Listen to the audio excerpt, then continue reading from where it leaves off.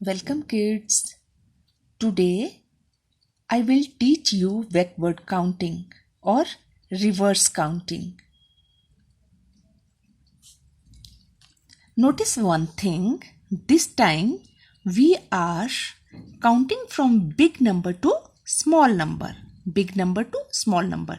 Simple counting is like this. 1, 2, 3, 4, 5, 6, 7, 8, 9 and 10. This time we are counting big number to small number. Clear? This is called back counting or reverse counting. Let us start.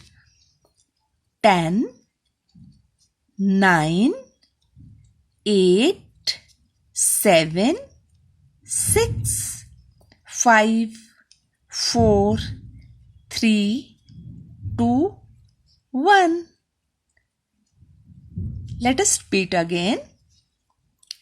10, 9, 8, 7, 6, 5, 4, 3, 2, 1.